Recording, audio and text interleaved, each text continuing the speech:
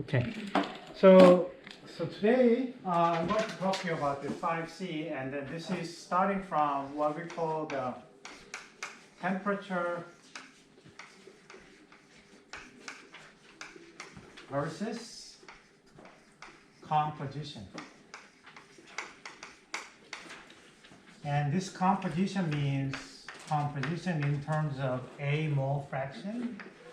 And there's something that we also call XA and YA. And XA, you just took the exam. This is a composition in the liquid phase, and this is a composition in the vapor phase. And so this is a before. We talked about this portion. We kind of give you this idea about, yeah, okay, let's think about it. This is your XA, and this is your pressure, and then when the XA is 100%, that's a pure A, so PA star, that's a vapor pressure. And any mixture with A and B in the middle, this is how the partial pressure of A can be represented by XA times PA star. And that's when you are think about this is an ideal. Okay. When you are think about this is an ideal. And in real cases, many of the cases, something looks like that. That is a more real. And this is essentially, I'm just say example of partial pressure of A as a function of a mole fraction. It does depend on it. It's just not as linear as the Raoult predicted. And we can use this diagram to figure out what will be the correlation between XA versus YA. What that means is, if you draw this diagram, this is a liquid A and B mixtures, and let's say you mix 50-50 of ethanol and water, and you want to measure how much of the ethanol mole fraction in the vapor phase, because each A trying to escape, B trying to escape, they establish their own partial pressures, and this is just nothing but, once again, remember, the partial pressure A is YA times P. Whereas this one is, it's just a mole fraction in the liquid phase, but also these things that related to PA is PA star times XA. So how these are being related to each other. So that was a problem in the previous exam, and how you can calculate that, and you guys can essentially do it. Because P is just nothing but PA plus PB. And using the ideal solution law. Okay, so this is good because I think that we can understand the partial pressures and equilibrium aspects of this. But the problem of the whole this diagram is what I call not practical. What I mean practical means not experiment friendly. So this is not so practical in a sense. People doing the experiment, what they do is they have a mixture of this. They kind of heat it up. They measure the temperature, and they want to see what at this temperature, what will be the composition between composition of A in the liquid phase and the gas phase. So then all of a sudden that we are trying to, instead of dealing with the pressures and vapor pressures, we want to have a new ways to plot the data, which is a temperature versus composition. So that's it. So that was a before. Now, after now, what we do now is we want to use this scenario, which is a temperature. So I like it. Okay? So temperature is something that you vary for your boiling scenario, and you want to change the composition in terms of XA, or you want to look at it in composition of YA. And then if you look at that,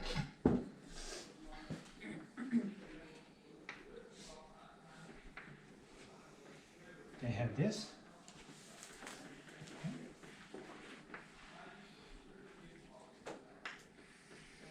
They have that. Okay.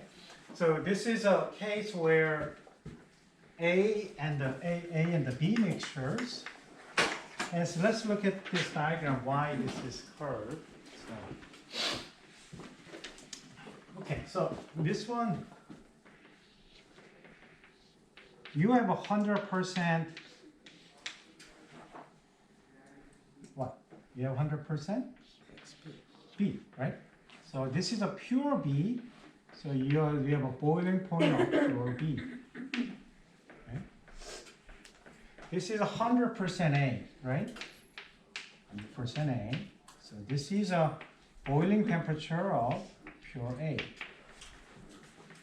And then when you mix them together, and this one is essentially how the boiling temperature, depending on the liquid composition that you have. So this is essentially temperature as a function of XA. Same thing here. So this is a same scenario, same boiling point for pure B to pure A. So, and the B has a higher boiling point than the A, and you can have this one. It looks like this. And you do not see this diagram hardly as a separate. Okay, separately you don't see that one. And people combine these two, so add them together, and you get this diagram that people see. I think this is somehow, if you ever ended up looking at this distillation or phase diagram, and this is now what they use is I like Atkins notation use a ZA. Okay? ZA means XA or YA. It can be one of those. And you have to, it's your job to figure that out, okay? You just want to put a one symbol, instead of writing this, you just write that, and then all I did is I put that in, draw the two graphs. This cannot be this way. So have to be careful. That. So once again, this is a boiling temperature for pure A. This is a boiling temperature for B. But now you have two graphs in one panel. Okay? And so then all you gotta figure that out is this is essentially you're using XA versus T. Okay? And this top one is YA versus T. So the one is based on the liquid composition, one is based on the vapor composition. And then this one starts to have a meaning itself when people start to put a lot of information inside of it, and then they just want to throw this one to you and use this to get the quantity that we want to know. Okay? So let's get some more declaration to be done like this. So you want to actually know that people typically they don't write it here, and typically what people write it here is what happened in this kind of area, this area. Is it a liquid or vapor or mixtures? It is always liquid, right? Lower temperature is always liquid. Higher temperature is always vapor. What happened here? It is a liquid plus. So it can be both of them. So this is how they decorate those. Okay? And then this is an easy experiment for somebody. Let's fix the temperature. So this is what typically experiment to do. For simple devices, looks like this. And you kind of put your thermometer there. So when you boil things out, it can cool down. But this is where they are either they go back and forth and they establish the equilibrium, and this is the temperature, and then when this vapor survives through, they condense it back to a liquid, and you collect this one on the other side, right? That's what this simple distillation, what this is about. So in this case, what has come about here is what we call the composition in the vapor phase becomes essentially liquefied again, so it became a second stage, the liquid, but this one is obviously the same as that one, right? It's just a different stages that, well, this XA has a different meaning, so I'll put something quote unquote, so it's not, I don't want to confuse you with this, so this, you just want to liquefy and get the composition of this one out. And the one that is in equilibrium is an XA, which is, that one is essentially, eventually, when this whole thing is in the steady state, you can essentially sample the liquid portion and get the XA out. And this is what the vapor coming out when the system is at the same temperature. So it is for a given temperature, you can get 2 data points. Right? You can get 2 data points, and you can vary the data points again and again, and to get this data. So that's how people kind of construct those data, and then make sure that this is an XA, this is a YA versus temperature, and then this, they tell you that which one is in equilibrium with the liquid and the vapor phase. Okay, so this is a YA. Temperature as a YA. This is a temperature as an XA. I like to use YA as a function of temperature, but this is, we say that X has to be on the X side. So the meaning of this is YA is a function of temperature, XA as a function of temperature. Okay.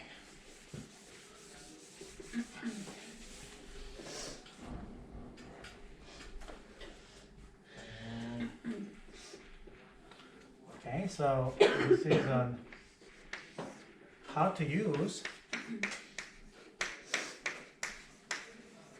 P versus ZA diagram. And this diagram was constructed when I just simplify things as an ideal solution based on the vapor pressure differences in pure state. This envelope size just gets wider, bigger, and smaller. Okay? When it's not ideal, and you can get all kinds of different phase diagrams. Okay? It's all coming up. But let's start with something that is simple and for you to know. So let me get this one again. This time, let's do this one more time. So this is the liquid, vapor, liquid plus vapor phase. So I'm not going to write anything because that's somewhere in between. And then this is one of the sort of scenario that you can think about as a person doing the experiment. Let's say this is a ZA.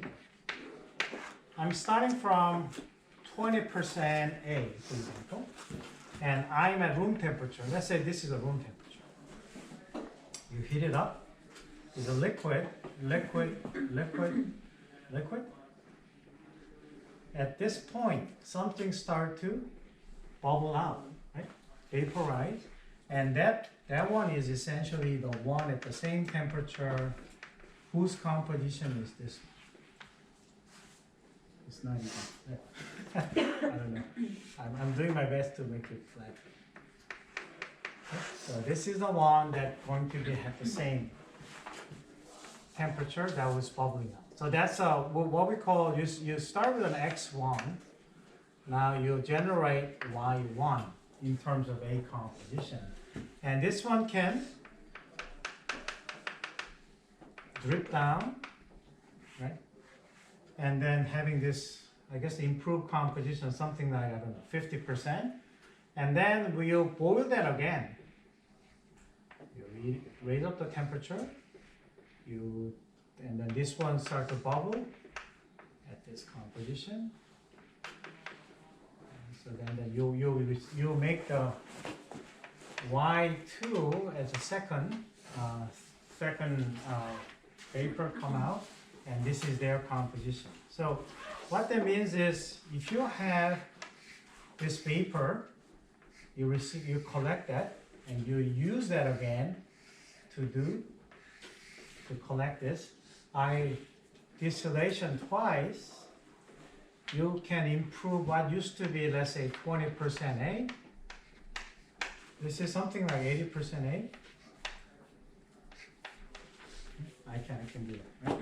Depending on, if this is a really thin, and you start from here, you're probably 1, 2, 3, 4 times distillation to change the composition from one side to the other.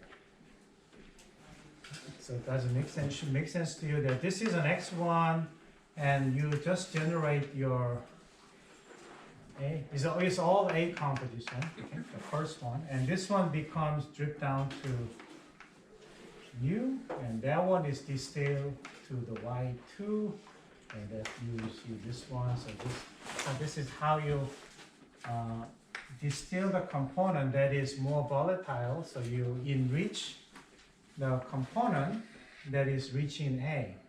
So that's why the A has a lower boiling temperature. So this is how you can calculate number of distillation power. That you guys can do that.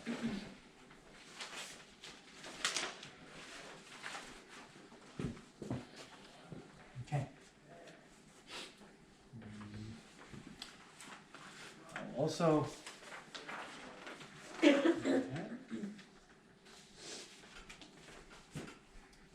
and this is a diagram that is not in the textbook, but you can think about people are making some sort of stages looks like this. So things are vaporized, condense it down, and this one is reheated, going through another vaporization tower and the plate.